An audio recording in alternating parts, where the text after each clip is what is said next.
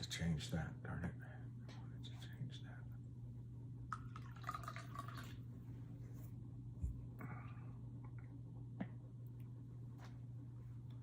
Okay. Let's see how much is there.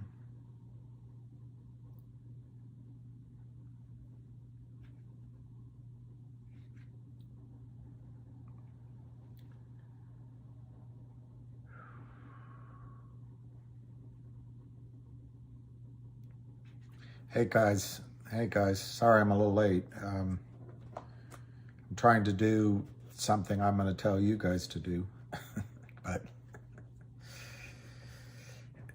and I had a conference call, so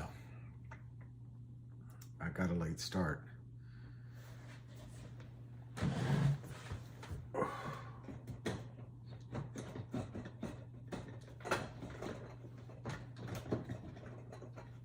Yeah. That won't come off. So I will just write it down. Oh, now it comes off. Okay. So that wasn't a fun day yesterday. That was not a fun day at all. But we've been through the worst of it.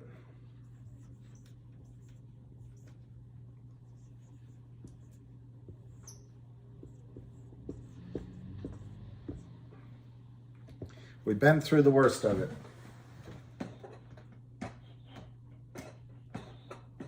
I'm gonna go get a cup of coffee. Hang this up.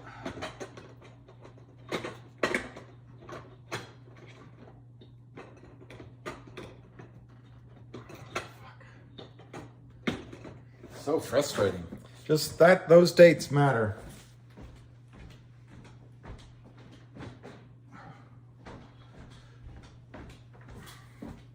I'll be right back. I'll be right back.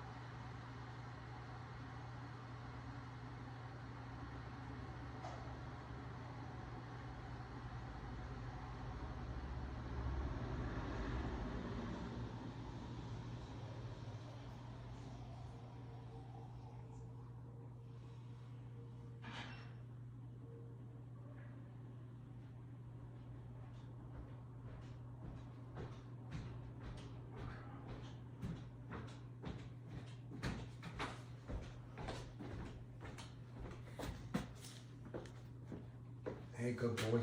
You're a good boy. You're a good boy. All right, sorry about that. That was unprofessional. How do you know investors or CEO with large amount of shares are not putting their shares out on loan and acting like a dark pool? Simple answer, you don't. That's why you got to know who you're dealing with. So yesterday was absolutely brutal, and I'm sure you guys all felt horrible. Don't quit my day job. All right, oops. I won't. That's assuming I have one. I don't know what my day job is. Whenever I date a girl, and I have, really I have, can't prove it. But hey, Fahad, that's the question I always fear. I don't know where Lou is. I got a message from one of those guys that made a pretty good point about it. But I just, look, what hit us yesterday was a Mack truck, and we have to fight back and not feel what's the word? Not feel victims. We don't want to feel victims. And yeah, lucky boy. We went on a long walk today. It was raining. Only if you sold, Ryan. And I'm not sure. I'm not sure it's the Kramers. It might be Alpine Prime broker is in trouble. And that's why this date really matters. Somebody's in trouble with GTII. And to me, one possible thing that's going on, red debits, losses everywhere. Okay, you got the Kurt Kramer situation, but he might not be as much in control of what happened the last few days as maybe a prime broker saying, we got to take care of this. And prime brokers have to show who they borrowed money from, that their books are clean, and FINRA. And then Kurt Kramer has to show that he's balanced out. So there's an incentive to get the stock down to hey, Cat Zone, you fat. Okay, so you fat 300 pounds is in a Discord. People putting together a case to take it to lawyers for pump and dumpers. Well, I don't know what that's supposed to mean exactly. I think I've made it clear, fat. I don't know what a pump and dumper is in terms of how I act. I think there's a little bit of risk of one of the stocks that's being touted right now that makes me want to stay away from that for the time being. But I don't know. It's just that because I feel that risk, I just want to step back. But in the case of GTII, there's been no pump and dumping, at least by me. I don't know what you're referring to, but I've been in it and talking about it and telling people about it for 2 years. The stock ran from, I don't know, I can't remember now, but initially in the 20, 30, 40 cents range, all the way up to 4. I didn't dump. Came back down, ran up over 225. I didn't dump. Came down under 1, I think, and ran back up over at 2 or thereabouts. I didn't dump. Came down to somewhere around 95 cents and then ran up and then came back down when you all heard about it. I think it was around 40, 50, 60 cents. And you saw it. You witnessed it. It went up to $9 almost. I didn't dump.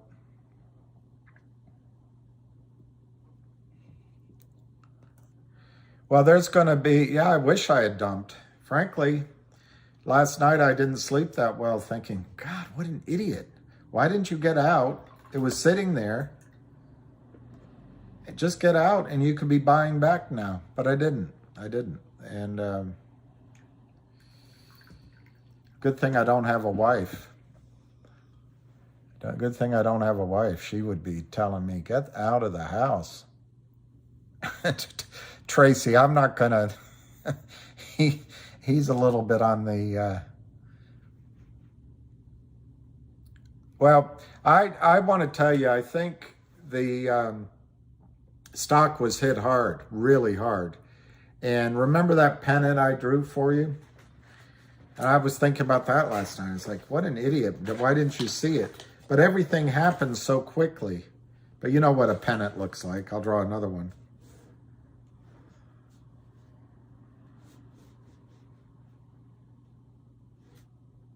You know? And you can draw pennants all over the place. But as you get closer and closer to the end, it's going to break one way or the other. And they broke it downward. And I think a lot of there's a lot of reasons, but guess what? It's already happened. It's America. We got to see what we can do today and moving on. What if the buy button disappears, though? It's a good question. We're fighting, although we didn't intend to, we're fighting Wall Street. And what if they all gather together and say, that's a good one.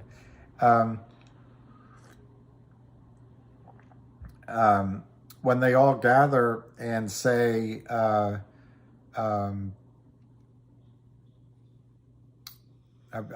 totally forgot what I was about to say because you should have heard me last night. I couldn't keep my thoughts together. I was tired, and I didn't sleep much last night. But I forgot what I was going to try to say. It'll come back. There's going to be good news still in GTII. Nothing's changed about GTII, but the stock price in terms of trading has gotten smacked. But this has happened before, and the run-ups when they come are really quick because this is all fake trades, except maybe some people have gotten out. It's what do you call it? Wash trades and cross trades. I know I didn't sleep that well, but there are what I want to tell you guys is I bought this for the short squeeze. Hey, Joey Face. And by the way, I think there's going to be some good announcements coming in GTII soon that'll get your heart back up. It'll get you feeling better. And sorry, I just want to make sure I'm doing what I promised myself I would do this morning. I cheated myself. Achoo! Sorry. Oh, man. Sorry. I cheated myself like I knew I would. I told you I was trouble.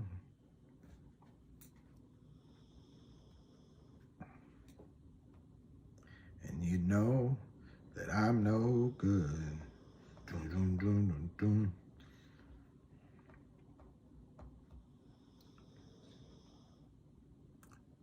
Meet you downstairs at the bar and hurt.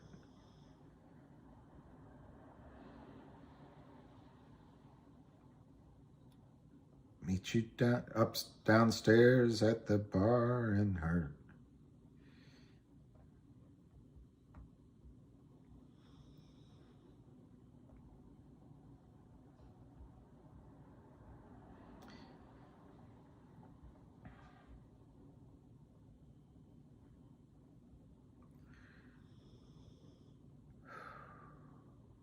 Okay, did that.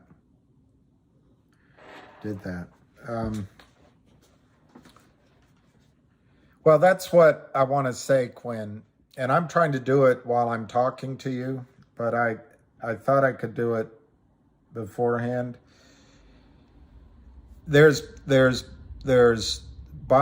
GTII for the short squeeze, and I'm telling you what could come very quickly. Is the audit can be finished. The potential of a digital dividend of some kind can come. There's whales in there buying.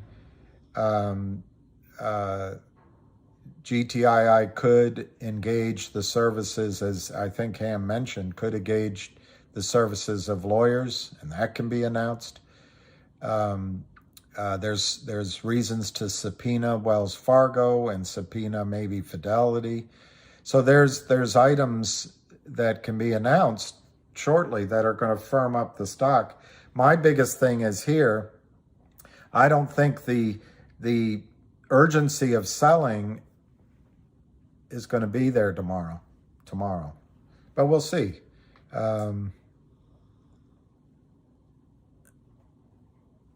Wow, filling a gap above or below 2 on Cosmo. So So COSM from here to go to 1 is like 20%.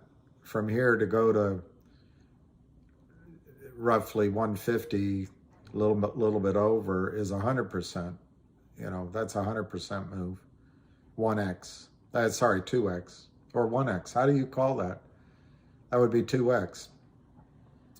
There's other stocks out there which might do similar things. And I think right now, if you have cash, if you don't have cash, you might have to cannibalize a little bit of GTII. What I did this morning, I mean, it's small numbers. You're going to go, oh, why'd you do that? I got to look at where I put it. But I bought, I think it's 124. I can't find my notes, but I bought 124 shares of MMTLP because it's down. And I thought I wrote it down, but if it's not, here it is. I bought 129 shares at 924. Now the whole theory there is everything's lined up. It's all announced, and the stock's trading at 9. It's under 10, but there's a huge short position. Could it go 10x? Sure, but you don't have to have it. It could just go up 2 or 3 or 4 times, and you get out. You're not married to it. You get out, and you put that money back into GTII. What I'm trying to suggest to you is we can sit here like victims and go, God, and which I'm mad at myself too, that I didn't sell higher and come back in. Or we can take advantage of the Kramer sale. And one way to do it is to do small trades on stocks that you're not married to. You just do a trade, get out and get in, or put new money into GTII right now. I'm not trying to tell you, get out of GTII. I'm not trying that at all. And I'm not suggesting you go over into, like en masse into a stock all of us go into, and then it only helps the people who organized it first. But anyway, that's what I was focused on just now, just buying I already have a little bit of, I've told you, MMTLP. What's the risk in MMTLP? The risk is the whole system decides we're not going to honor the fact, because MMTLP is going to cease to exist on December 14th or 15th. The record date is December 12th. So if the brokerage firms don't buy it back, they have to take the risk of delivering whatever the private company is worth to their shareholders. Or, and the risk is, that maybe they all get together and say, you know what, we're not settling this. We're just going to go to litigation and then have the DTCC settle it 2 or 3 years from now. That's the risk. On the other hand, what might happen as we get closer and closer to December 12th is some brokerage firms might be buying in MMTLP, and apparently there's a huge short position. I've seen numbers of 80 million to 120 million, and I've seen bigger numbers.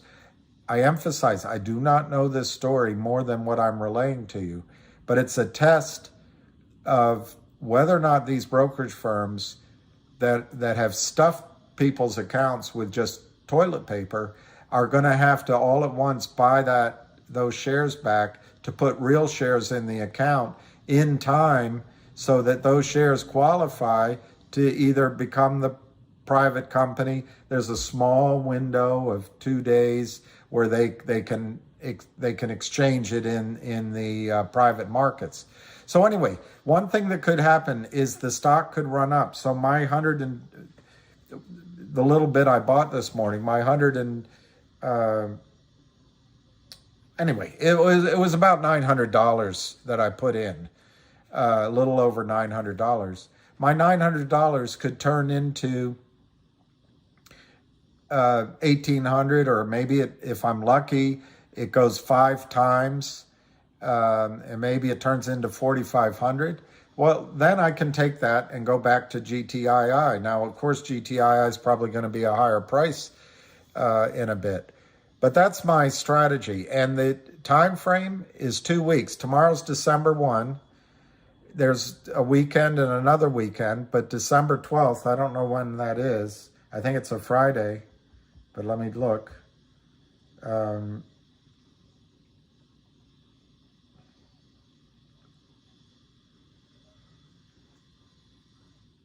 No, it's a Monday. December 12th is a Monday. So it's not very long from here, December 12th. And then the 14th is when it goes private. And that's, or the 15th, whatever day, and close the business on the 14th. And so it'll be interesting to see if there's some sort of squeeze before the 12th. And if there is, I intend to trade out of it. I just bought it, trade out. If I bought it at $9 and it goes to 90, that's 10x. I'll just get out and I'll put it into GTII. But maybe it only goes 5x. I don't care. It's just a trade. I'm not trying to target anywhere. I'm just going to trade it. Now the risk is it goes to zero, or it goes into the private company, because Wall Street just decides somehow, in a massive collusion of the 5 families, that we're gonna make peace and we're all gonna collude together and solve it. The other thing that could happen, I listened to a video last night of a E-Trade spokesman explaining it. The other thing that could happen is the brokers are going to buy in those shares. And if I do nothing, and on Monday, it just goes to the moon, at the close of the business, they might just buy my shares at whatever the price is at the end of the day, which could be higher. But anyway, I'm just telling you what happened to us. A lot of us in GTII might have had 10x at $9. Or we had 8x, or we had 6x, or we had 2x, or we had 3x. We didn't get out. So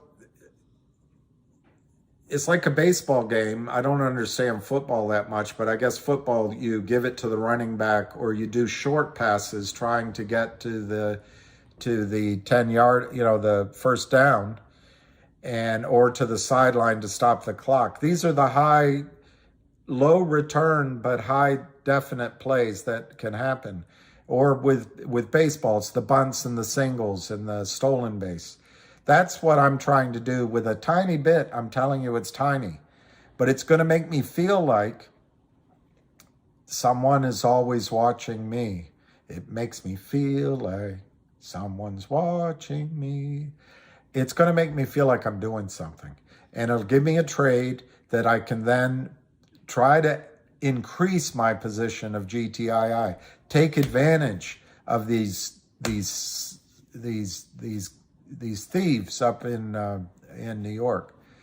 So anyway, that's one of the stocks I'm trying to do that with. All right, they did it. Thank you, whoever. I just missed your name, but you get the credit for saying that GTII has retained a law firm. Let's go and check the news. All right, guys. So I'll read it to you. Here's the news. 10:30 this morning on 11/30/22/2.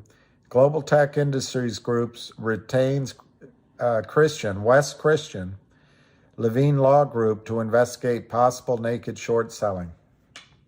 Can I just read the rest of it without holding it up? Announced today that its board of directors approved and instructed management to negotiate and execute a service agreement with the Christian Levine Law Group as well as Warshaw Bernstein LLP, to review the trading history of the company's common stock for the past 2 years. 2 years! 2 years! The company believes it may have been the target of a market manipulation scheme involving naked short selling of its common stock. They fight back. They fight back, guys. They fight back. According to various publicly disclosed sources, these two firms during the past 22 years have successfully prosecuted and collected millions of dollars in aggregate damages on behalf of their clients from broker-dealers, market makers, hedge funds, and asset-based lenders. So how's that? Do you think GTII fights back? Do you think GTI keeps you up to date? Do you think GTII does something? Yeah, Scott. He's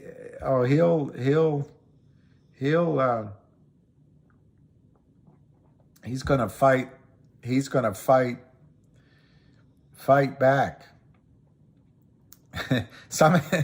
One of you guys notified me, and now one of my friends just sent it by text. So, Lion of all trades wants me to answer a question, maybe. But anyway, it went up 0.01. Vinny, I got to tell you, I am somebody. I am somebody.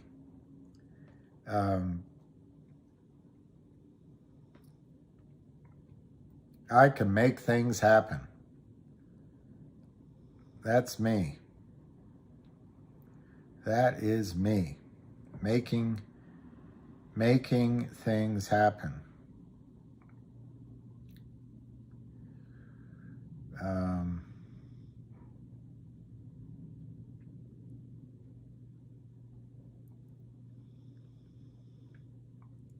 Sorry, I'm just trying to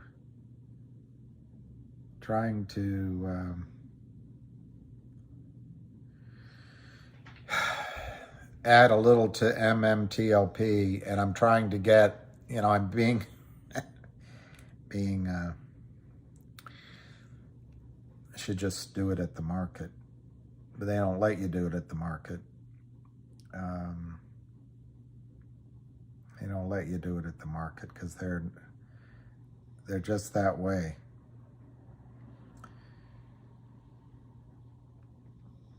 And I don't know if I should give you, there's 2 or 3 other names I'm looking at just as trades, but I'm not sure if I should tell them to you or just write them down so later on I can tell you that I had them, because I don't want to cause any fear or disruption. But I think sometimes you've got to just get plumb dog mean. And you got to take the risk of fighting back a little bit, which means trading another small position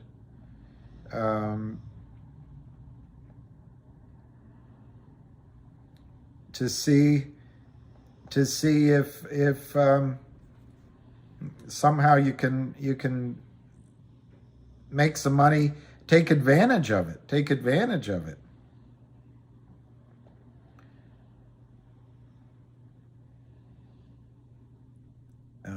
All right, you guys. Now it's all confusing. Now I'm all confused what I'm doing. See, I can't focus. Can't focus.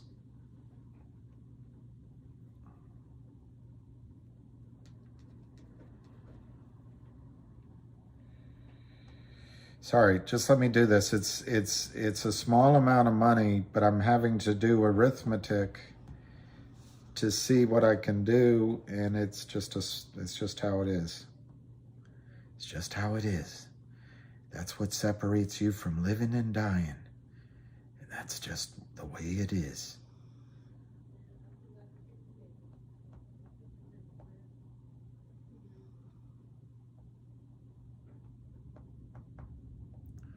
And then it'll say, not enough money.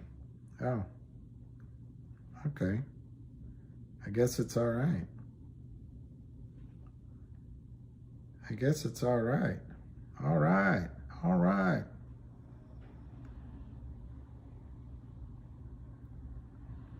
So anyway,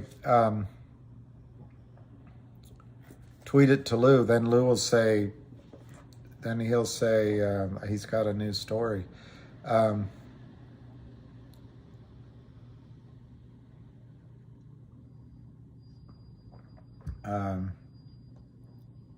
I'll retweet his post. That's not a bad idea.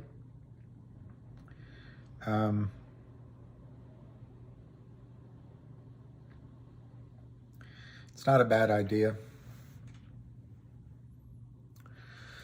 I don't know, Rocky Law. I have 3 answers to that, Rocky Law.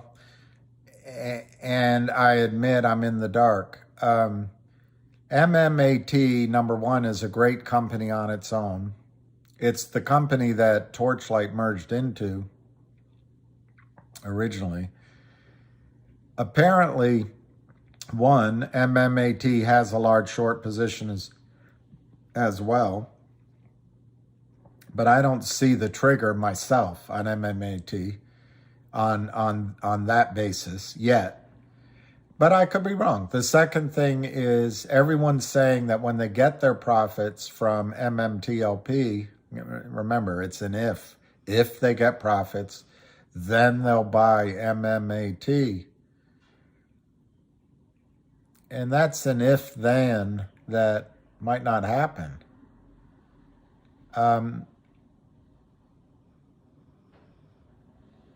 Those are the only 2 things that are related to why it would go up, but everyone's saying it could have this huge squeeze. Remember, if the stock price goes up enough, the squeeze starts. And apparently there's a big short position in MMAT. But the one I think's right there is we know that MMTLP is going private. It's going to not trade after close of business December 14th. And if the company, if the market all gets together, the brokers all get together and say, we're not going to honor this somehow, it'll set up, legal issues and testing and all that. That's the risk. And $9 or $10 is a lot of money to pay for a stock because that's risk. But on the other hand, if even one broker starts buying it in because they don't want to deal with the uncertainty of a lawsuit and all that, it could really move before the 12th. But it's, I would give that a 50-50 chance right now of happening. I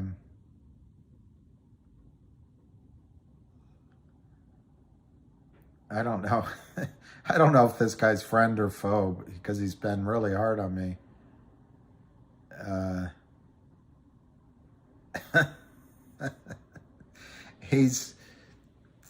I think he's doing it in good. I think he's being hard, but I think it's in good cheer. So I can frame the question to you all. Is the company worth multi-million dollars or multi-billion dollars, GTII? And I really don't know how the law firm, how much it's worth, but that's not the fundamentals, and figuring out what the company is worth, should be worth right now, is not why we're trading it. Look at AMC or look at GME when they squeezed, when they had a squeeze, when they had a main squeeze. The valuation. Look at Volkswagen. Briefly, for a few days, it was more valuable than any company on the street, bigger than Exxon. So anyway, the fundamental value in a short squeeze is not a relevant metric, but it is something, of course, that gives you the incentive to sell into the squeeze. And you really don't want to be greedy on the way up. What's that? Like this stream, it helps William out, just saying. It helps me out? Me out? I don't know what that means, the reference, but I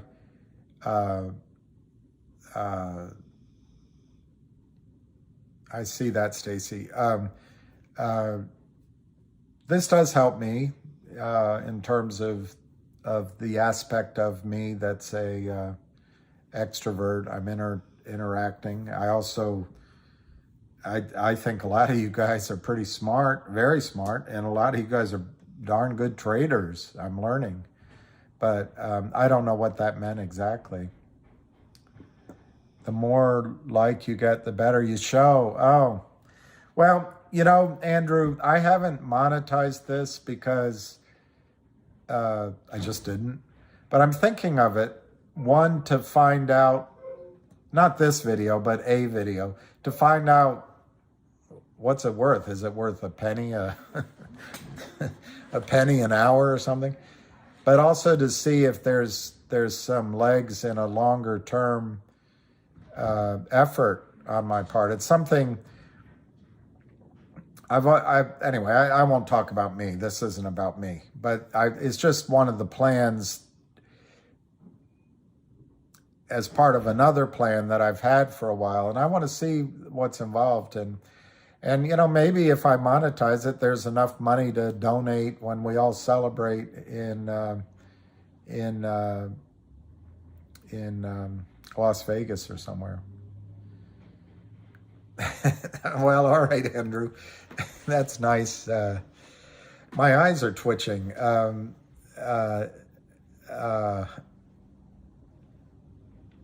Sorry, I don't know why that's happening. It's probably some sort of dietary thing, or it's because I didn't sleep, or it's stress, or it's... I don't know if the squeeze is... who's saying that? Skinny Whale is saying it, or somebody else? Anyway, somebody said it. I don't know if the squeeze has been postponed, but in my heart, I don't know if it's Kurt Kramer or if it's the prime broker or it's a new set of shorts now, because what happened over the last 3 or 4 or 5 trading days was so brutal. In my judgment, Kurt Kramer didn't have the firepower left to do that. And maybe other people came in opportunistically. I don't know. But a squeeze is different than a trading stock, and it's different than a stock you invest in. But I have to just be... George Jones had a song, The Cold Hard Truth. I don't know if... I don't remember any of the lyrics because I can't remember the song right now. I can just remember the refrain. But, and one thing my mother always had as one of her characteristics, sometimes, I mean, she wasn't, but she would, when the crisis was there, you just had to look at the facts. You had to look at it. I'm not always good at that. Eleanor Roosevelt said, turn and face your fears. It's hard to do, but you got to look. And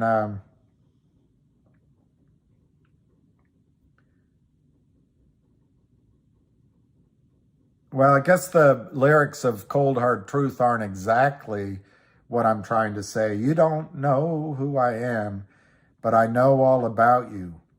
I've come to talk to you tonight. about the things I've seen you do. I've come to set the record straight. I've come to shine the light on you. Let me introduce myself. I'm the cold, hard truth. And the fact is, we have to look at the cold, hard truth. And the stock price got destroyed. It just got destroyed. The patterns got destroyed.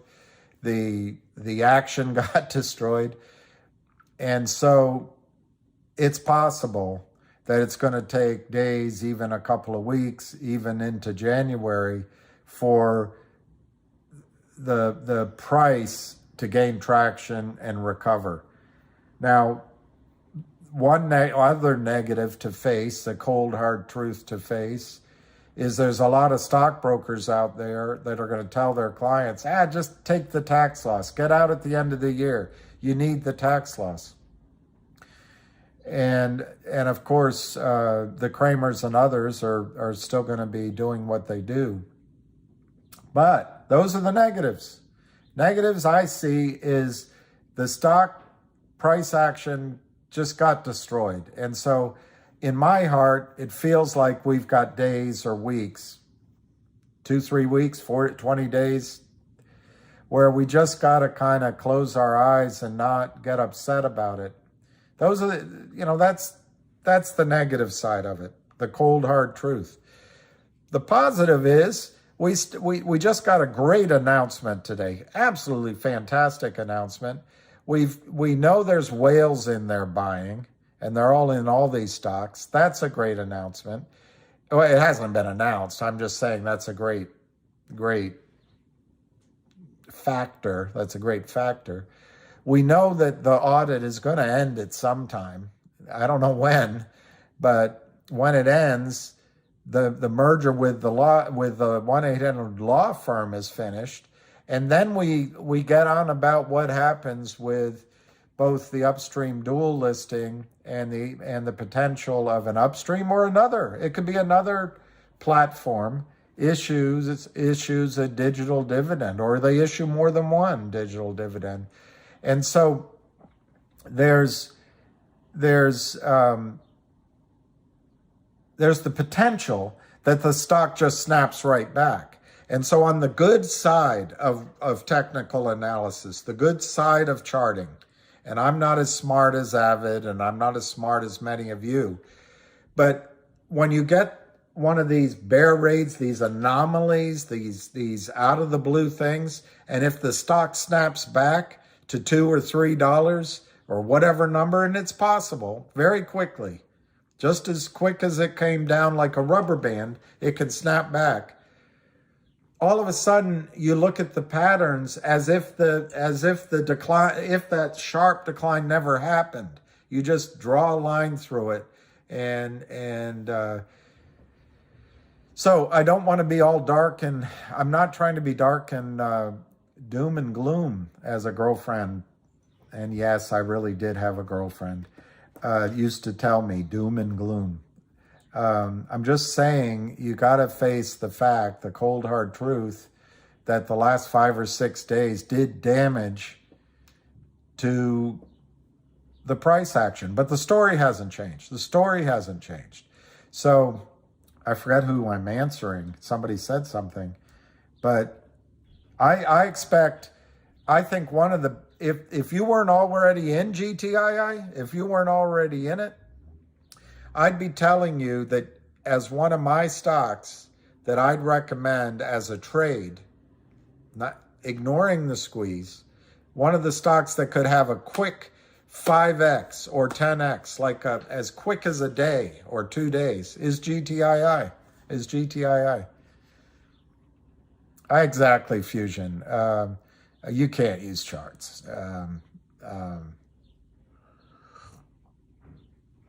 Not only can you not use charts, when a squeeze comes, it's a chart buster. It's a chart buster. A squeeze is a chart buster. Jasper. I don't think that's true.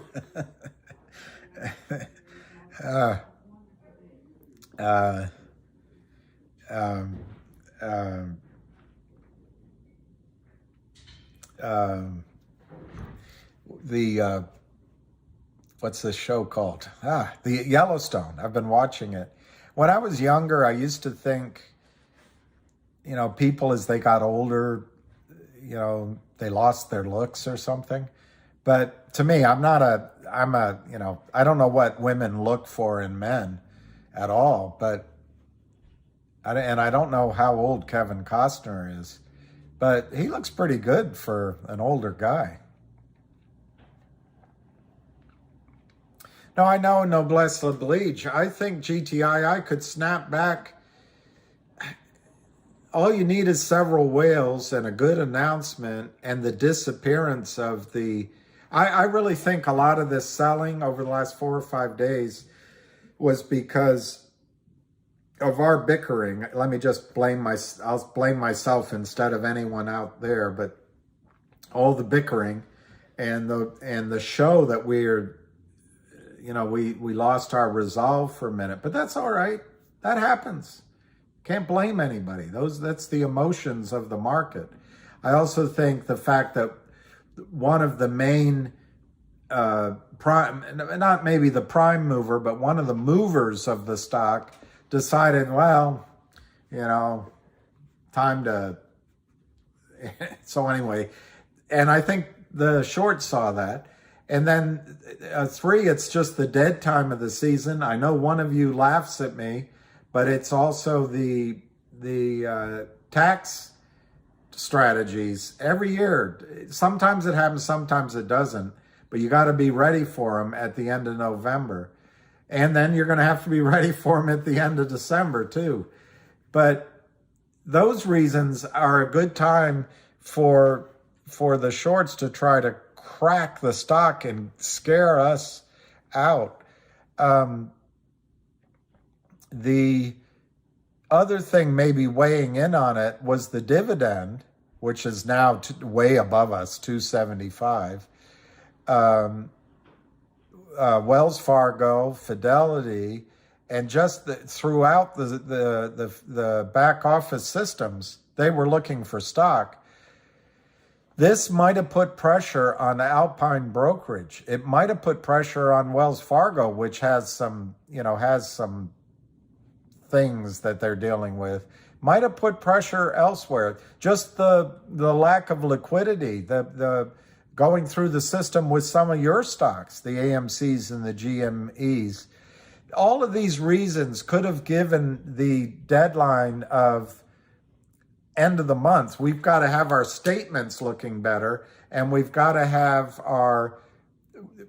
to the lenders, we got to show to our lenders that our books are in a bit of better situation. All of these could have been reasons for this intense sell-off. But like I just said,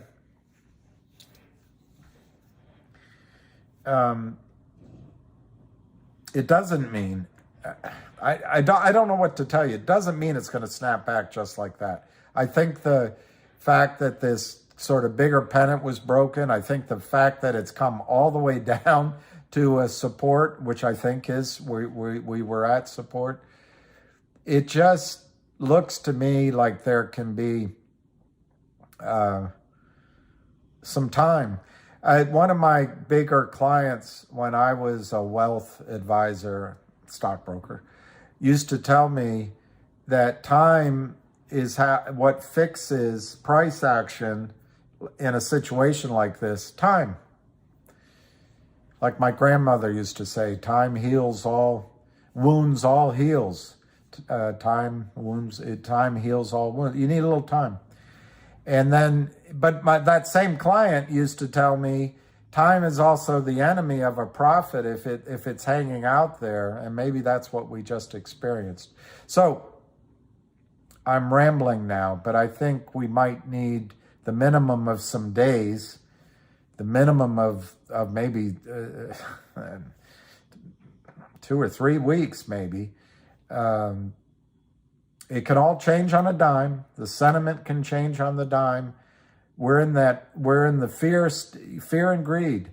The market is a manic depressive. The market is a manic depressive. We are manic depressives when we're trading. And so we're depressed. and we have the emotions of fear. And that's why I told you this just a while ago. One of the ways my dad always did he wouldn't get depressed. He wouldn't let fear get him. He would do something, just anything. And I don't think the right thing is selling out of GTII right now. But it might be taking some actions on the margin with new money, or selling another position, or selling a tiny piece, just a tiny piece of GTII, and get a small trade going on a stock that has potential to work. And I have 4 of them here. And GTII, if somebody came to me right now and said what would be a good trade, I'd say GTII.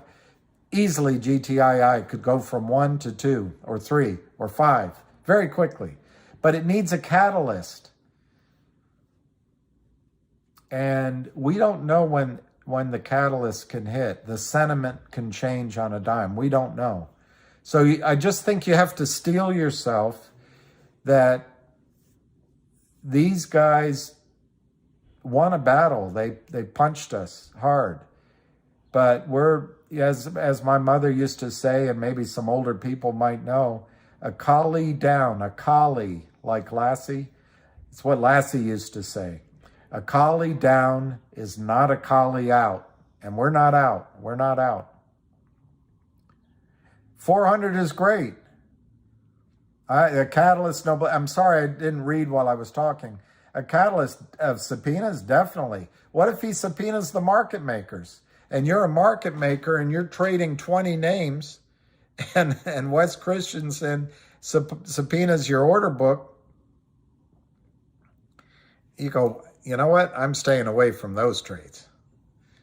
I don't know what the short interest is, but my llama said, knock you out. You better not talk about my mama. God, I remember all the things we used to say. They're not good for children and women, so I'm not going to repeat them. That's it. It's not from him. He who sells what isn't his and must buy back or go to prison. It's a stock trader in the 20s that's first said that. And I don't remember his name right now.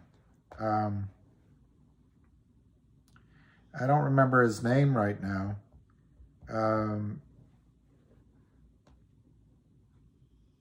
But anyway, yeah, you're right. Ham says it. I'm not trying to say that Ham doesn't say it, and I'm not saying you shouldn't give credit to Ham for saying it either, because you're exactly right. He's exactly right. Okay, let's see. I'm glad I didn't tell you this stock this morning, because it's now down a little bit.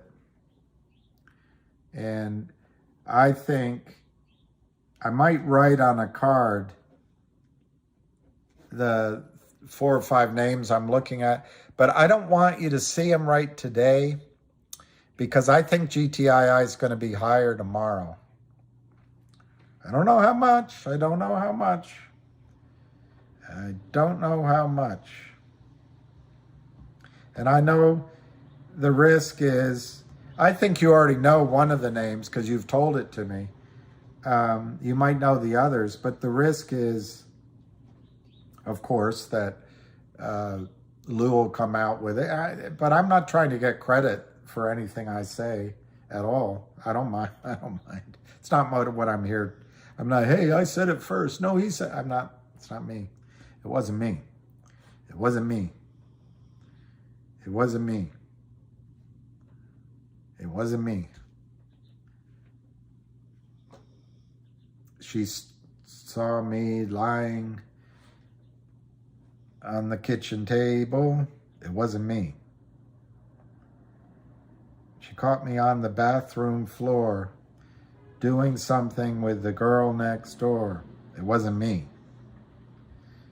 It wasn't me.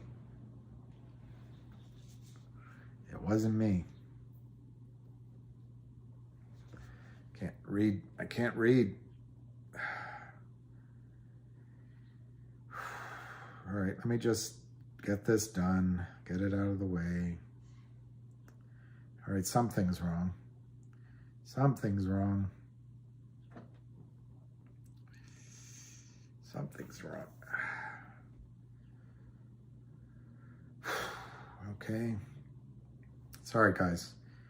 I'm just trying to make a tiny, tiny, tiny trade on the side that I hope allows me to add to GTII a little bit. But when I'm saying small, Rhode Island could kick its butt in a war. When I mean small. Yes, Arthur, we understand that it's small. I mean, you could take a taxi from one end to the other for $10. Yes, Arthur, we understand that it's small. Grow up, Arthur. You'll make a fine adult.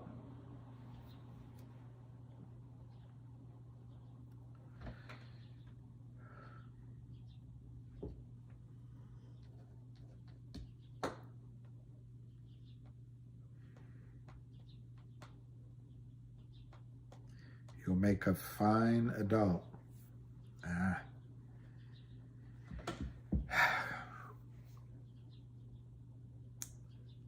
I don't know. I need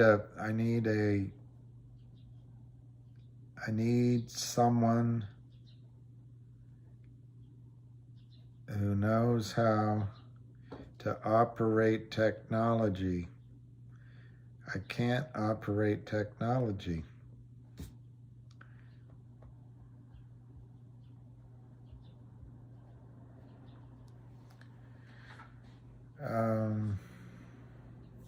Okay, I'll try that. Let's see what happens. I'll see what happens.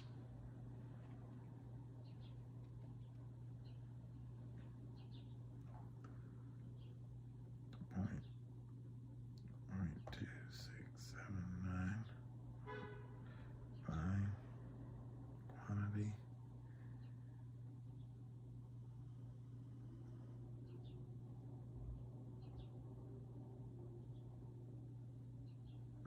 God, I'm sorry, this is taking forever.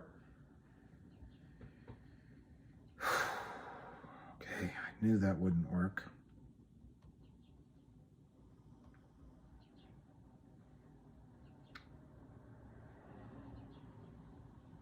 Okay.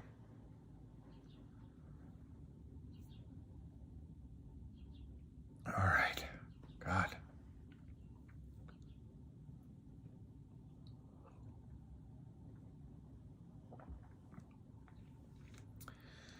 Yeah, TG Dama. I think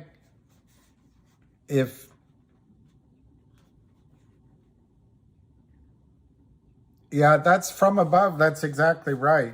And I've told you guys before that you have to play the hot hand. You've got to listen to different people. And when someone, for example, from above has, Ed, I'm going to push GTII till the wheels fall off. No, Ed, let me be clear why don't listen to this guy. He is another Lou. Well, Ed, trying to think in what manner you mean that. I'm not as big as Lou. I'm not as well connected as Lou. I don't think I have the same ability to see strategies as Lou. I've got thinner skin than Lou. Lou's pretty tough. I think Lou has more courage than I do sometimes.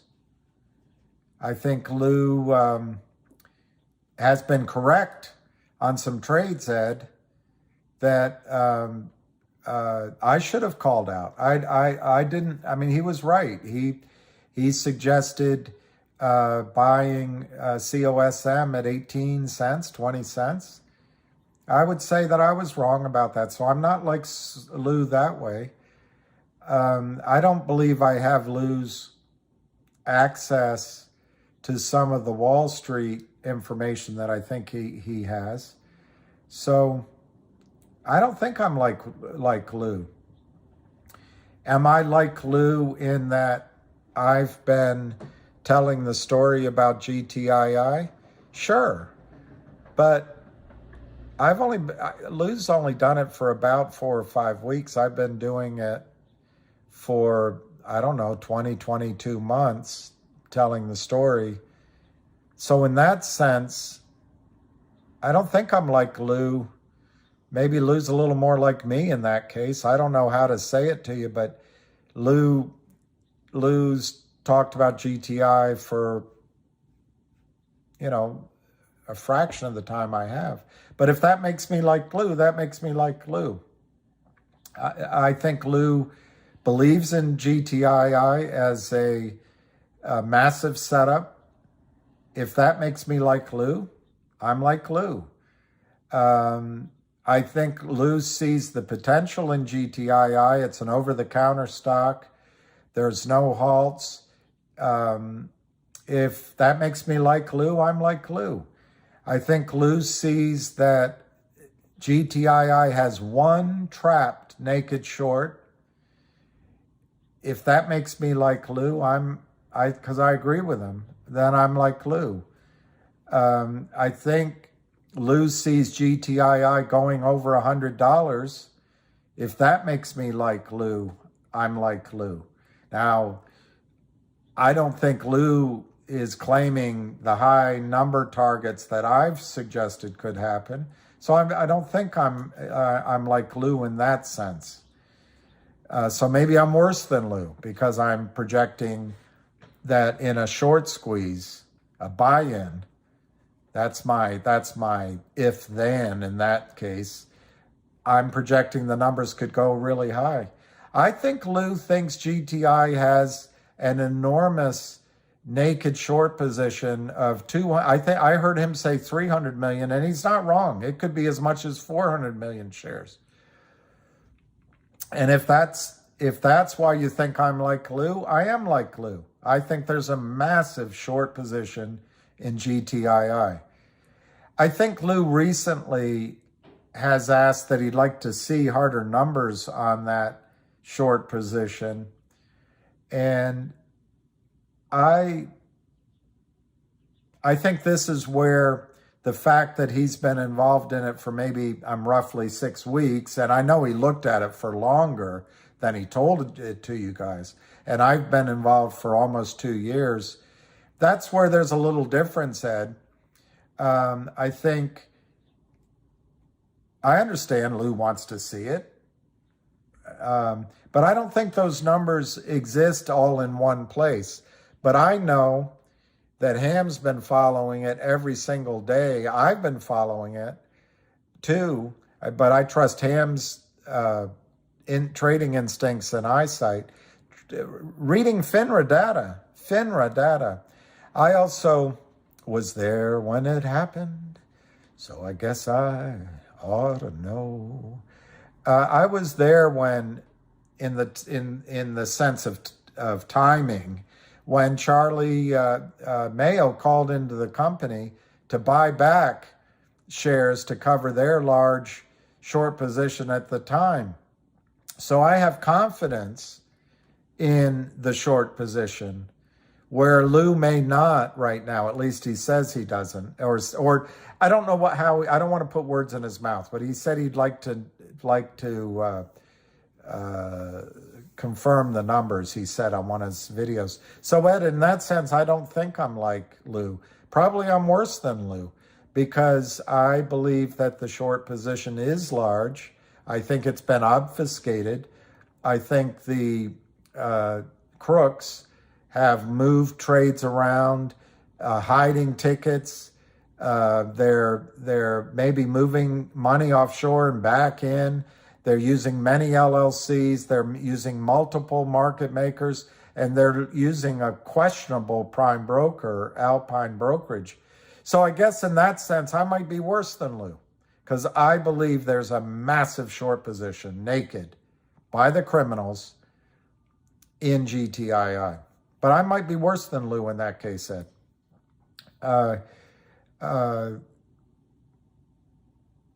I think where I'm different than Lou, in the short run anyway, is that my story about GTII is that we have one short seller trapped, and that when the street covers those trades and Kurt Kramer is dragged out in fisticuffs or in cuffs on his fists, on his wrists, I think the squeeze is going to be monumental. But if people are in this as a trade, and I think that's where maybe Lou, as it turns out, Lou was correct, Ed. So if I'm worse, I'm worse. But I think Lou saw that you needed to trade GTII, get into another play. So that made Lou more of a trader with a D in this situation, at least in the short run. Now, I'm not saying he sold any GTII. I don't know. I don't know if he did. But he adjusted his focus, and guess what? He was right, Ed. So it makes me worse than Lou. But I have stayed maybe stubbornly and clearly incorrectly in the short run. I've been wrong in the short run. Stayed with the view, the opinion that when the margin call, or when the dividend, or when the prime broker, or when one of the other brokerage firms on the other end of all the toilet paper that Kurt Kramer stuffed into the system asks for settled trades, I'm of the opinion that the whoosh to the upside is just going to be enormous. And so I think Lou and I share that. So I'm like, I believe Lou thinks GTII is going to go 100, 200, 300, 500. So I think Lou and I are the same in that sense. But I think Lou has more of a wiseness or whatever. He saw a reason to take a sidestep into a stock that's gone up from 20 cents. It's gone up 3-4 times, and it might go higher. I don't know. I'm not recommending it. So, Ed, I'd say I was worse than Lou. I didn't see that. I talked about the risk of the downside, but I didn't see it as really happening, and I didn't act on it. So I would say I'm worse than Lou in that case, Ed. Am I telling one story right now, GTII? Yeah, because I don't think it's over. Am I staying? Let me put it a different way, Ed. If I were brand new to this situation, brand new, and people were asking me what stocks would I recommend, what song is it you all want to hear, the first one I'd recommend is GTII. Numero uno. Why? One trap short. One trusted colleague that's been watching it who has a record of trading for 25 to 45 years. No covering by that trap short. None, Ed. Ed, there's no covering. The company does everything they can to fight that short. They just hired Wes Christian. Just now. Also, I think the turn of the calendar is going to change the price of the stock, so I wouldn't recommend selling it right now. I think the 1.8, I'm not going to go through it all. It's so repetitive, Ed. There are reasons that I believe GTII is going to go up. And at $1, I never thought I'd see $1. So I can look at it, Ed, and say, oh God, I should have gotten out. Why didn't I get out? I can't sleep. Ed was right. I don't even know who Ed is. I'm not even sure Ed makes recommendations. I'm not sure Ed, he doesn't use his last name. I'm not sure Ed even takes the risk of giving his opinion beforehand, but whatever. Ed, I could do that, stare at my navel for the next 3 or 4 weeks, or I can try to start taking some actions and ask myself, why did I get into GTII? Was it to trade it? No, it wasn't. Was it to short it? No. Was it to bash it? No. Was it to pump and dump? No. But I'll tell you what, if it gets to $100, I'm going to dump some. But I'm telling you all that, so that's not a pump and dump. Was it to benefit myself? Well, you got to trust me, Ed. No. Although I'm surprised, almost like in the movie I just watched, Rewrite, where Hugh Grant sees some reward in teaching young students. I'm surprised at some of the psychic benefit I get, but it's also psychically extremely stressful, Ed. So I guess that's my long-winded answer to you. You say I'm just like Lou. Don't listen to this guy. Okay, I'll accept it. I think there's a lot of ways I'm just like Lou. I think there's some things Lou did better than me, frankly, Ed. So maybe people should listen to Lou instead of me. But I do want to make clear, I'm not telling anyone that they shouldn't be making their own financial decisions. I don't know people's financial decisions. I'm not telling anyone to buy without consideration of their own financial decisions. I'm not telling anyone this isn't risky or volatile. Look at it. Look at it. It's not financial advice, Ed. And if people listen and don't buy GTII, that's fine with me. That's fine, Ed. I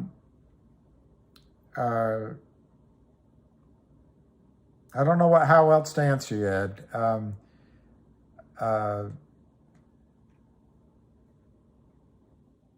I think one other thing that makes me, maybe people have different opinions, but makes me similar and just like Lou.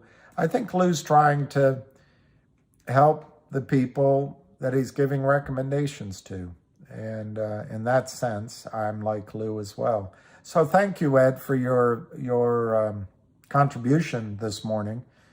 It was helpful because it allows me to address this. And boy, it was thoughtful too. You also added to the general discourse here, and I think everyone appreciates that, Ed. So thank you.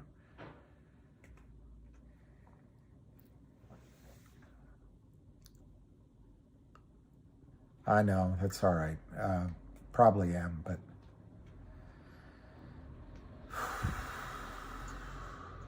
special ed. It's probably Wilbur. Wasn't that horse named Ed? Wilbur. All right, so it's 11:14. Heavy Chevy. Lucky's asleep. 117. Wow, I haven't been giving you the score. Who wants to listen to a ball game without the score?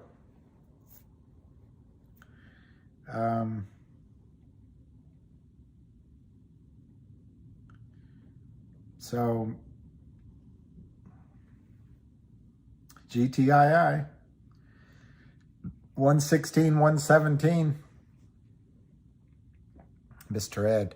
Well, the thing, I don't know who's asked that, but the thing that I don't like about lawsuits, and I, years ago, raised money for a small I think it was over the counter, oil and gas company. And I know, yeah, it ceased to be soon afterward. This long time ago, 20 years ago, but I flew down, anyway, I won't bore you with the whole thing, but I spent a lot of money, flew down, grabbed a lawyer, and went and stopped a prepackaged bankruptcy. I found out about it on a Thursday or Friday morning, flew down Sunday, went into court on Monday. That was their whole schemer, was to just, have it happen, fait accompli. And I stopped it, and I had to fight it for 2.5 years. It cost a lot of money, time. But the one thing I learned about lawyers at the settlement, you should have seen that table when it finally was done. That table went from your living room all the way into your dining room and into your kitchen. And it was a conference table, and it had 28, 32, 35 lawyers sitting around, all waiting for all the signatures so they could get paid. So my experience and everyone, all the parties involved, hopped from one bed to the other, and they're all PO'd at the end anyway. Nobody got what they wanted. Nobody got justification. Nobody got reckoning. And settlements all around, and the lawyers made money. My clients just basically got their money back. Two of them got a little bit better than, because of my associate, but basically my clients ultimately got their money back. Cost me a lot of money. I didn't get that money back at all. A lot of money. And the lawyers made the money. And so I don't love that it goes into a lawsuit situation. I'm not in love with that, but anyway. Yeah, look at GTII, 1.2, 0.7.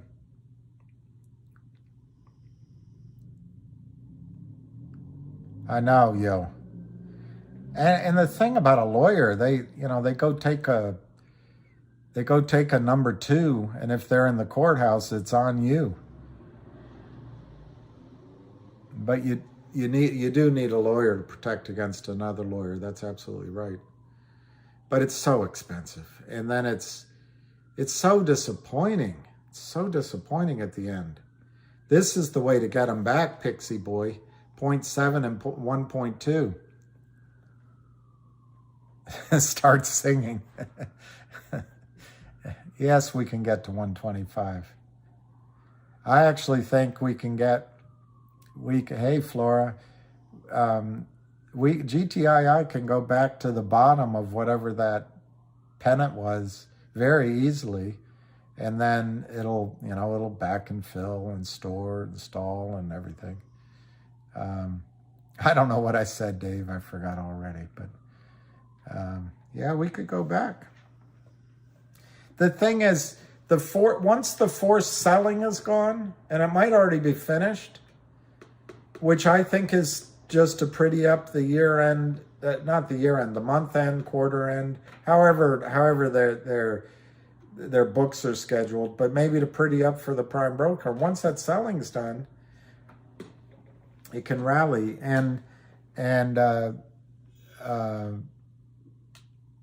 but just be aware that the damage was real in the price. So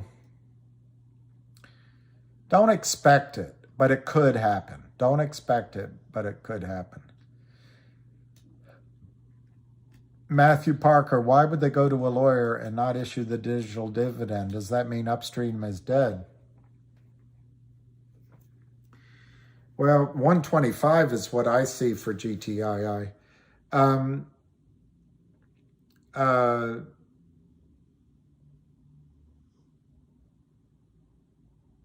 God, there's three things on that question. Upstream is a dual listing, and that's an approval process. That takes 4 to 6 weeks, 2 months. It's an exchange, and I don't know what happened to Pixelate. I know they announced it, and I know CRTD's now. I don't know how many companies have. But there's always risk that the approval process hits a snag on the dual listing. Who knows? But all parties want it to happen. The second part of Upstream is issuing a digital dividend. And the theory is, I forget now who I'm answering, but the theory is that they will issue a digital coupon of lawyers' fees from 1-800 law firm. So ipso facto, if that's the word, or therefore, by definition, you have to have a closing of the acquisition of 1-800 law firm before 1-800 law firm is going to issue those coupons as a digital dividend. So the hiring of Wes Christian is not to go after Upstream. It's not to go after 1-800 lawyers. It's not to attack the auditors. That's not the reason. So I think respectfully you're seeing ghosts when you say, does it mean Upstream is dead? On the other hand, Upstream is in process. It's in process. So, until the approval is finished, or for the dual listing. Now, I forget who I'm talking to, but the dual listing is an experiment. You're listed on a blockchain offshore exchange, but you're still listed on the over-the-counter. So how does that, it's an open question to you, how does that stop naked short selling in the over-the-counter market? I don't know. It's an experiment. But what it does do is it requires a counting in the DTCC and the transfer agent of how many shares exist. So they can have an accurate dual listing on a blockchain exchange. That can cause a squeeze in the stock. But I don't think Upstream is dead, but it's in process. And it's, you remember the pioneers? It's a pioneer. Pioneers are breaking new ground. So you don't know the obstacles, and Wall Street's going to fight. But that's one aspect of Upstream. And I wish I remember the name of who I'm talking to. The second aspect is issuing, what's the idea now, is a digital coupon on Upstream, which is a coupon for legal services. Well, they can't do that until the 1-8 law firm contract is done. But they didn't hire Wes Christensen for that. And maybe I should let you, because you must have been late to this, or you don't have time to read the news story, or you didn't see the news story that was put out today. Global Tech Industry Group, November 30, 2022, announced today and instructed management to negotiate and execute a service agreement with the Wes Christian Levine Law Group, as well as Warshaw Bernstein LLP, to review the trading history of the company's common stock for the past 2 years. The company believes it may have been the target of a market manipulation scheme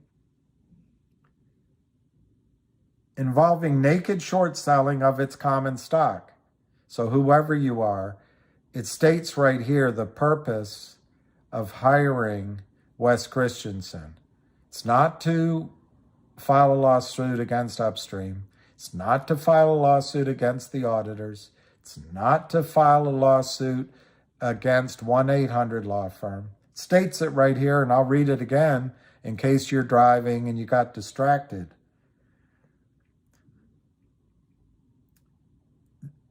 The board of directors approved and instructed management to negotiate and execute a service agreement with Wes Christian to review the trading history of the company's common stock for the past 2 years.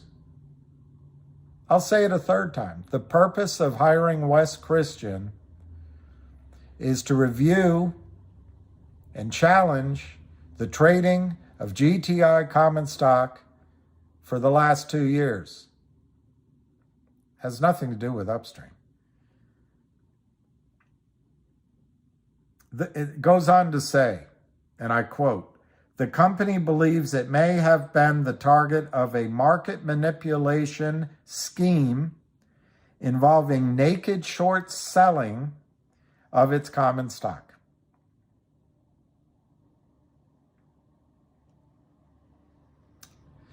It goes on to say, according to various publicly disclosed sources, these two firms, the Christian Levine Law Group and the Warshaw Bernstein Group, both being hired with this announcement, these two firms, during the past 22 years, have successfully prosecuted and collected millions of dollars in damages, aggregate damages, on behalf of their clients from broker-dealers, market makers, hedge funds, and asset-backed lenders who have engaged in such market manipulation schemes.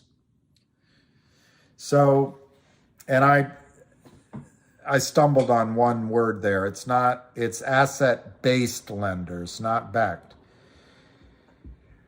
So whoever it was, this is not to sue Upstream. This is not to sue the auditors. This is not to sue Wildfire Media Group, who is the 1-800 law firm. This is to go after Kurt Kramer, Seth Kramer, Charlie Mayo, Alpine Prime Brokerage, the whole litany of market makers underneath, and it's to find out what happened. So, no is the answer to your question. Is Upstream dead? Does it mean Upstream is a definitive in the bag situation that's going to happen? Nobody knows the final answer. COSM, which Lou has told you guys, it's rumored they're going to do it. CRTD, which announced it. I don't know this one, Pixelate or whatever it is. No one knows.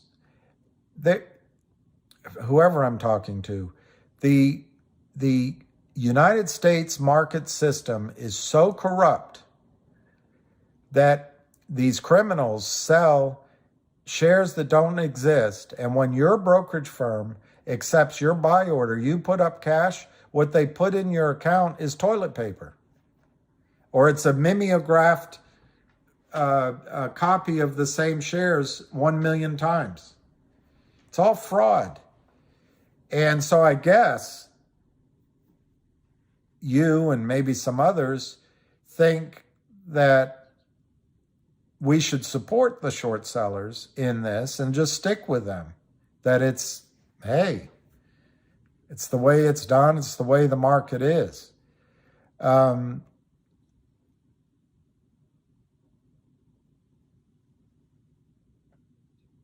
don't know what to say to you. Upstream might not work. Upstream might not work. It might not work for us, might not work for Cosmo, it might not work for CRTD.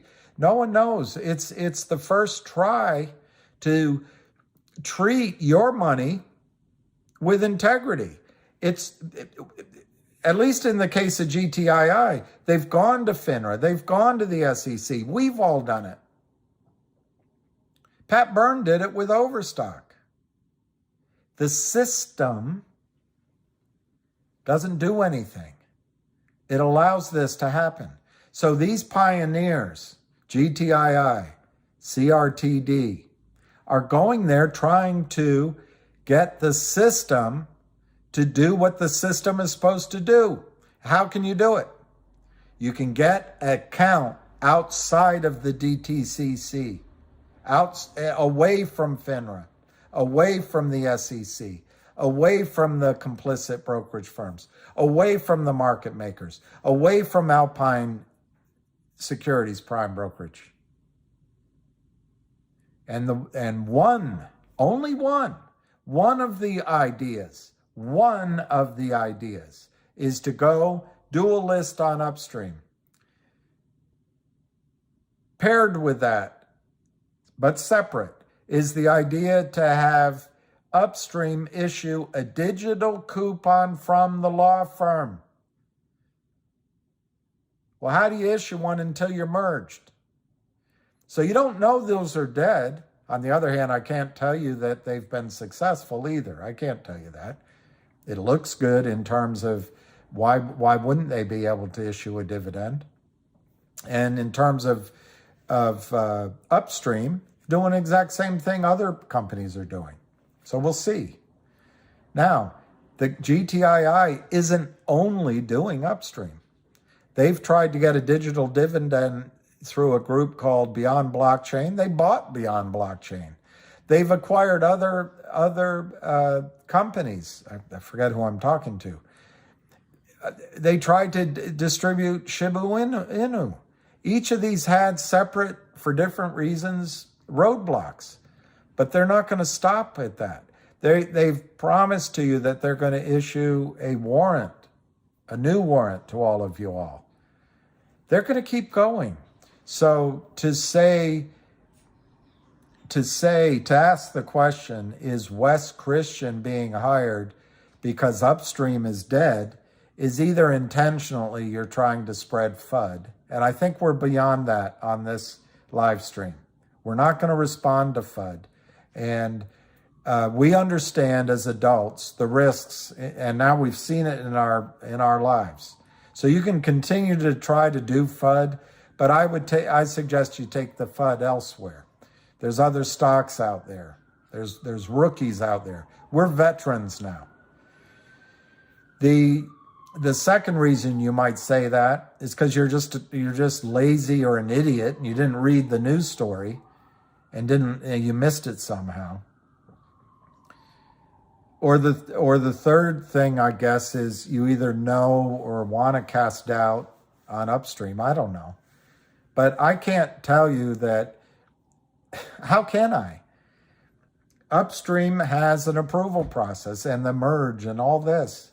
How can I tell you that's completed? And how can you sue to speed up?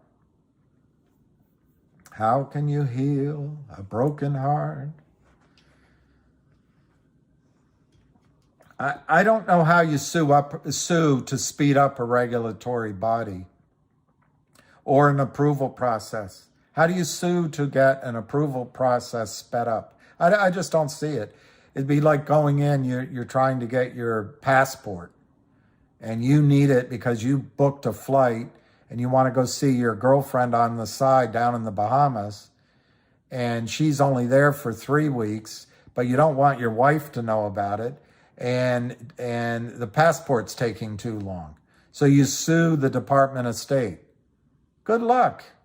You're not going to get a regulatory process to speed up. So get off this need. This is some of what I think one or a group of people, and I'm not giving a motive, but it's dissembling. It's dissembling. It's obfuscating. It's creating a cloud of other motives. But the issue isn't that GTII isn't updating you on Upstream. The issue isn't that GTII's life and death depends on Upstream. The issue isn't that Upstream's done anything wrong. The issue isn't that Upstream's dead. These are all reasons to say, oh, look at a different stock. But those things aren't truthful. What is true is the company announced Upstream twice, but the most recently, November 18th. I'll let you check your calendar. I guess you probably worked through the Thanksgiving holidays, but it hasn't been that many business days since they announced Upstream. And it might be expedited, and it could be 6 weeks, but normal approval process can take longer. That's the dual listing. That's just the situation we find yourself in. The second part of Upstream is the idea, because they have a marketplace for NFTs and a marketplace for digital securities, and a marketplace for offshore, is to issue a coupon through Upstream. That's the second part of it. But a digital coupon can be issued by T2000, or it can be issued by the Terminator, or it can be issued by, or it can just be issued normally, or it could be issued on another exchange altogether. The point is, the company doesn't live or die by what happens to Upstream. And the announcement today of hiring Wes Christian, which it states right there, I forget who I'm talking to, was far bigger than whether or not Upstream gets, whether or not you get your passport in an expedited way so you can go spend some time with your yum-yum on the side, or you got to wait for the normal 2 months that it takes to get your passport.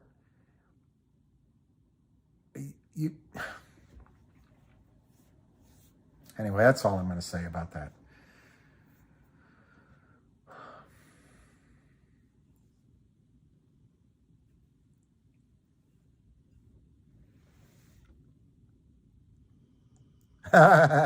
Cosmo must be over.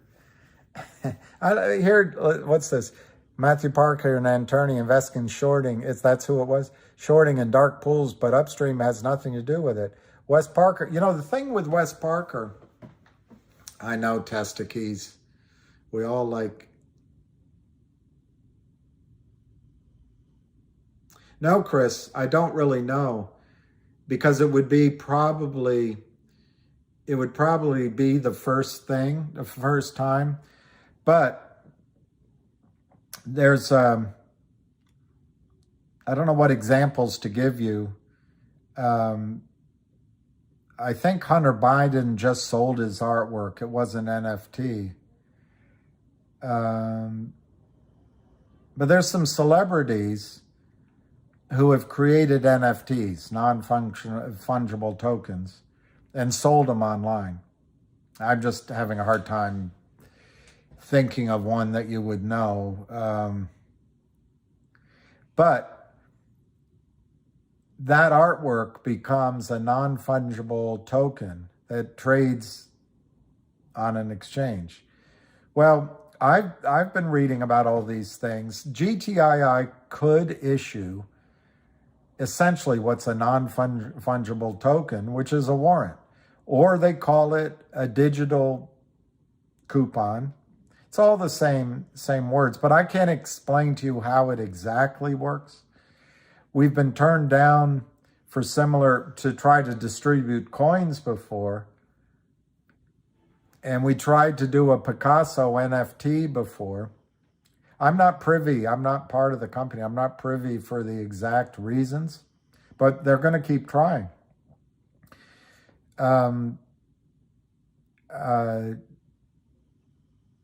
Basically, anything can be digitized. I want to say that woman on Fans Only who was selling her gas in bottles might have been doing it digitally, or maybe not. I might be confused in that. But people can create a marketplace for almost anything. And so here the idea would be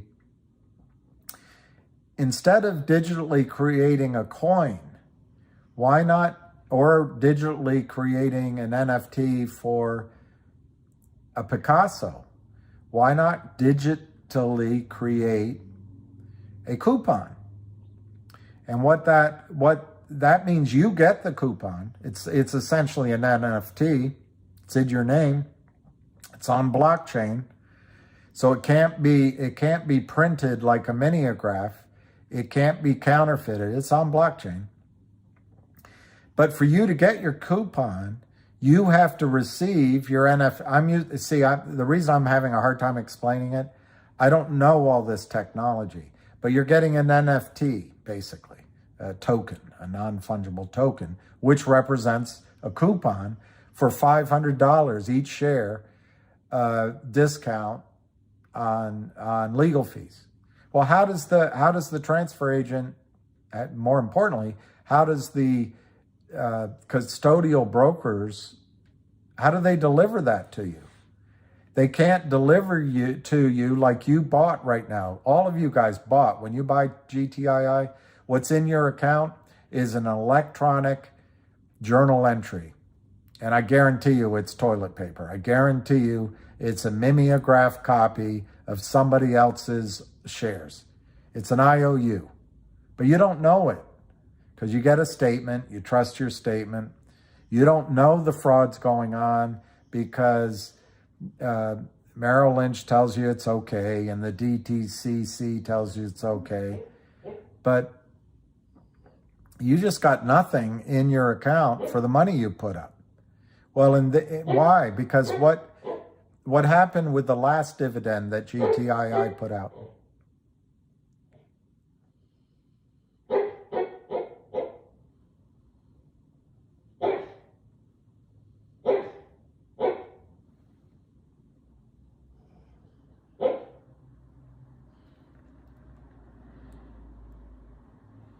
See? So what happened to the last dividend GTII put out last year is the brokerage firms just put IOUs, the same electronic fake journal entries in your accounts. So the company had to try to get a count voluntarily from all of us, and people had to fill out a form and send it to the transfer agent. But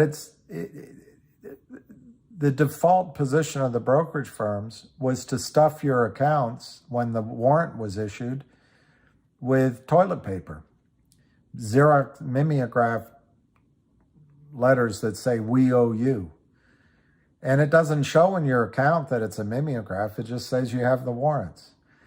Well, how to get around that is the question. And one of the ideas is issuing, for my vocabulary, an NFT or a digital token or a digital dividend, which represents a coupon that has value, and the brokers can't hide it in your account. So that's the idea behind it.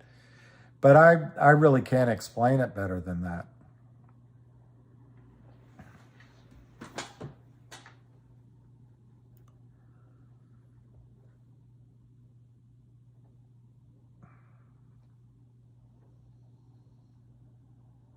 I like hearing this. GTII 133, up 40 cents. She's a bad mamba jamba. Wow, that's pretty great. All right, so it's 11:43.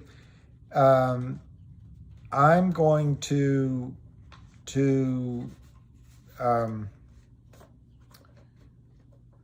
in 2 minutes or so, I'm going to turn off because I want to go get something to eat. And CRTD definitely could. They got a wise, sharp, kind of a guy like Lou that's the CEO, except that he's done all this stuff. He's been an overpaid wanker and a backroom guy.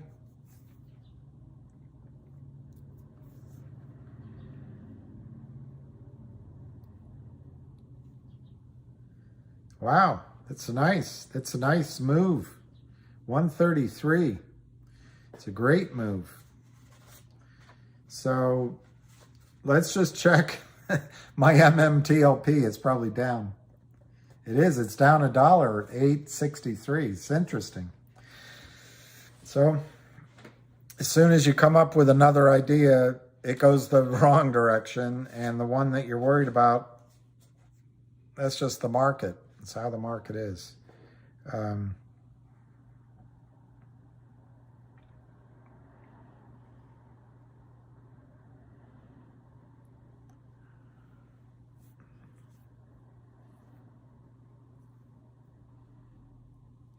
All right. What's for lunch? I don't know what I'm going to do. Is there a lot of volume today? Keith, shorts are screwed with MMTLP. Yeah, exactly. That's what I think. They're trying to make you question. Tuna. I've never read this book, but I'm going to try to read it. But this is what's screwing up your brains. Because your brains, like my brain, figure, oh, the stock price, everything's in the stock price.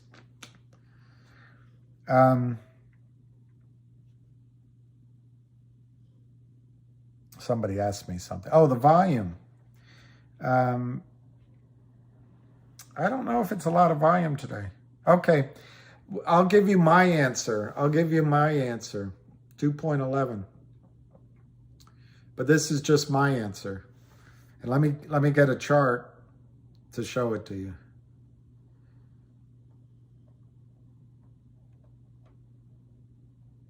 Just to show you I'm just like Lou. I'll get you a chart.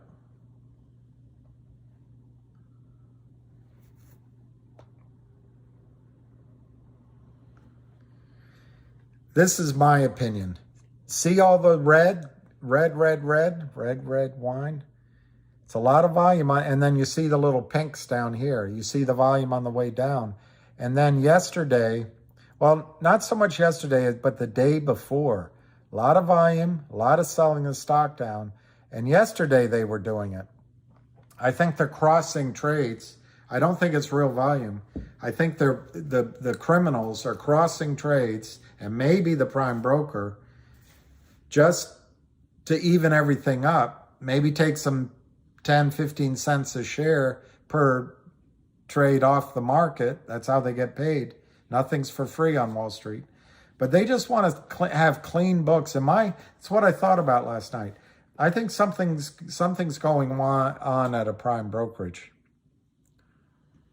Where will it close today?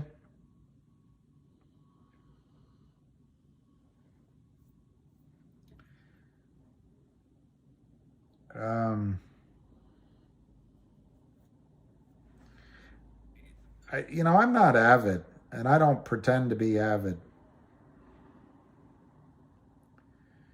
But I would say our next target is 180. 180. And whether it gets to 180 today or not, because to go from that yellow to go straight up to 180 without a correction would be asking for a lot. But maybe in 1-2 days it goes over to 180. Then we get to 2, and it kind of, but then that gap between 2 and whatever that is, 220, 230, that's going to fill like a vacuum cleaner. And maybe it pulls back to test 2, but then we're headed to 366. And it might take, because there's a pennant over there, it might take 1 or 2 or 3 attempts to pierce it. And usually on the 4th attempt, the son bitch goes. But you might see backing and filling up there at 366. But guys, I am not a chartist. I am not a chartist. 146 today. 146.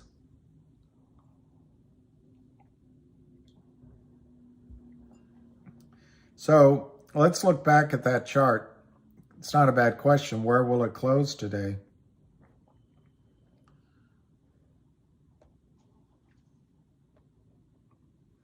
This is delayed pricing, but we're already up to that 150 range. And this is where you need all those elaborate Fibonacci's, retracements, and 0.2625 this and all that crap. But to me, a logical place for a little bit of a pullback intraday would be around, 2/3 of the way up. But it looks strong. I got to tell you guys, it looks strong.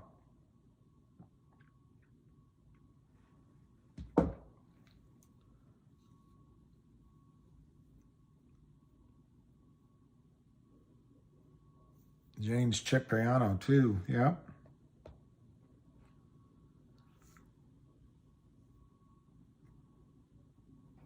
$150. Starting to like this noblesse oblige. It's starting to like the cut of noblesse oblige's jib. Yes, I think they're shorting. This was all fake volume. And to the extent, I don't know when their month-end report to investors prints. Is it today or yesterday? And I'm sure they're in a range where they can manipulate it anyway.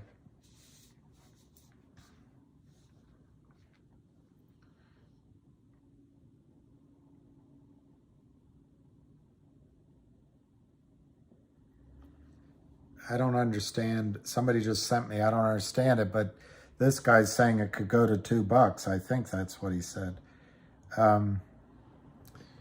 But then it'll have a hard time getting through there. Anyway, we can all have our different ideas.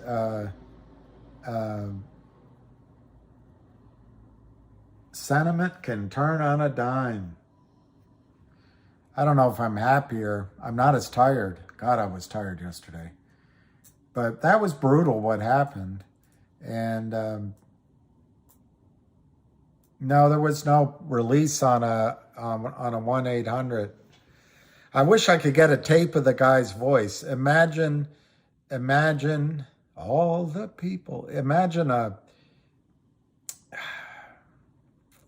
almost a Robert, who's the guy? Anyway, the guy that plays in all the Godfather movies, not De Niro, the other guy, the lawyer, but sort of a guy like that, but with a Boston accent.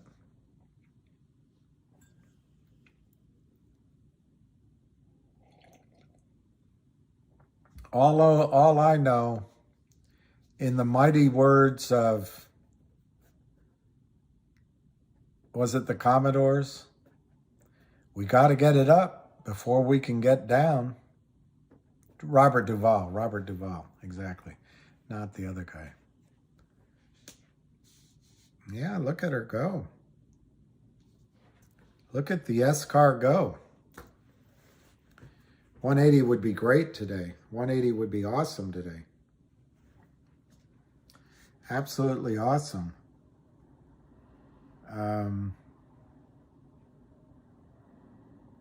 Would be awesome. Yes, exactly. Don't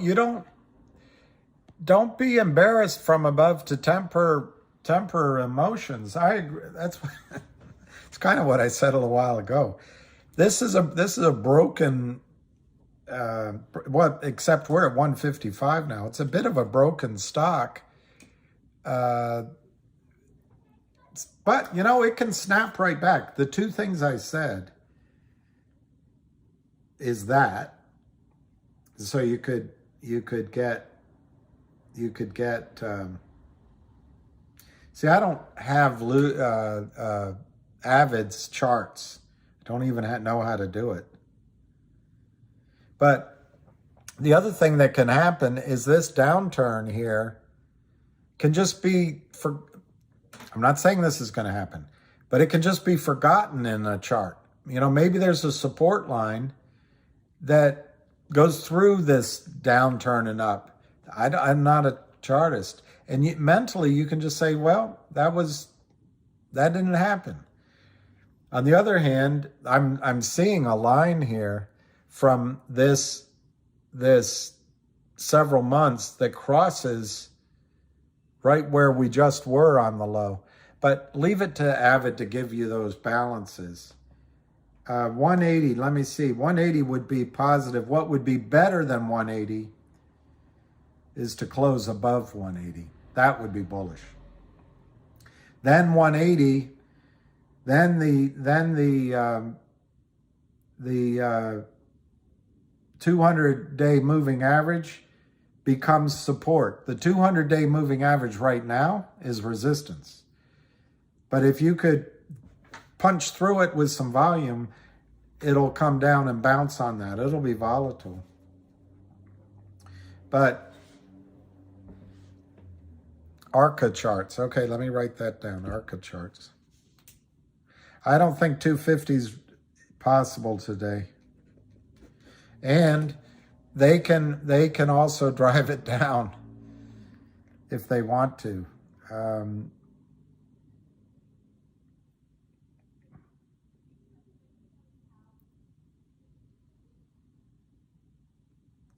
So I don't know.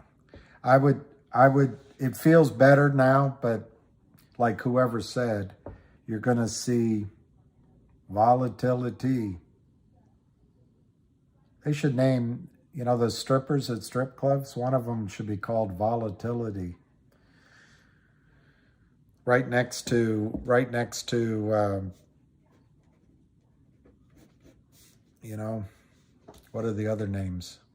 Can't remember all the names. That's what Kurt Schilling said. Hope and another name are names of girls at a strip club or something.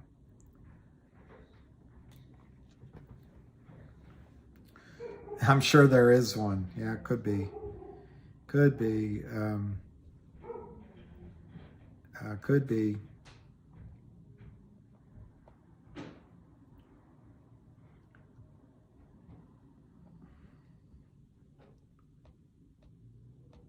That's sure makes people healthy, but as one of these guys you just said, make sure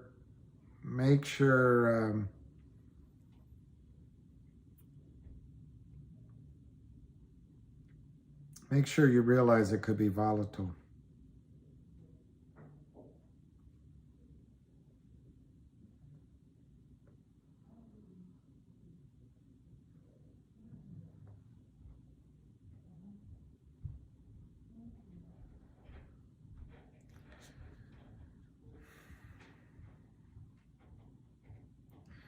So, all right, I'm going to, we need to finish what we started.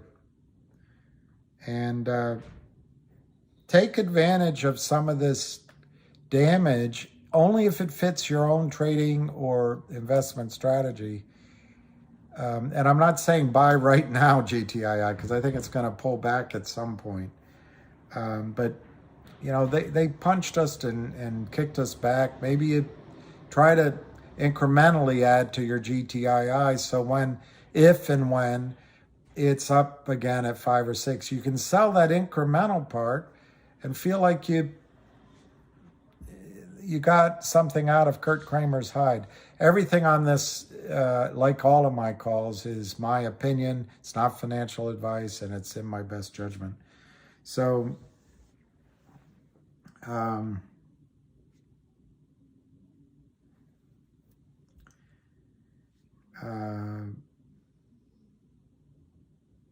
I'm just looking at the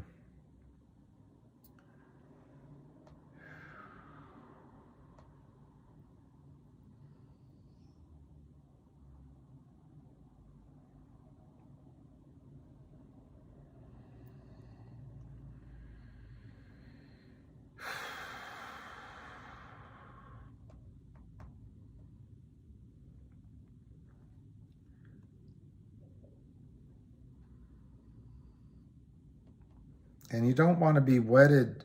You don't want to be wedded to your, if you do a stock on the margin, don't be wedded to it. Just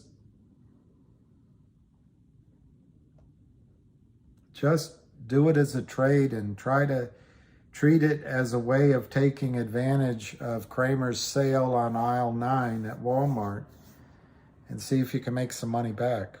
So,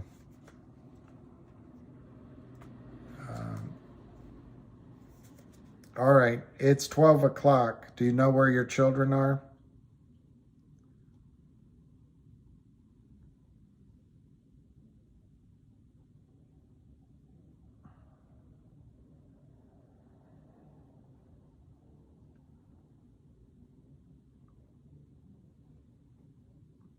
I hope you know where your children are.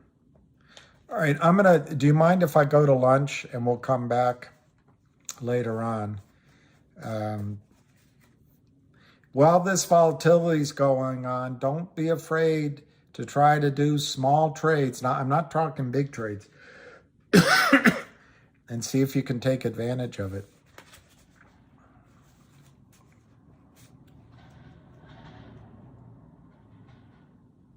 I'd also like to point out that it's possible GTII comes back to 0.0038. Is that where they started? Is that where they started shorting it? That's a heck of an admission. Yeah, we'll be back for that. I don't like Alpine very much. All right, guys. Yeah, it might be a fib. Might be a fib level. Then you get to a lie level, and then you get to a prevarication level. We'll come back with all vigor. All vigor. I went to see Winston Churchill's desk underneath when they were bombing, and the saying on his desk said, "Depression does not live here." Depression does not live here. I like Wes very much. I'm glad, Heavy Chevy. See, you guys are good traders. You bought it under $1. Yeah, I don't want to have a cocktail.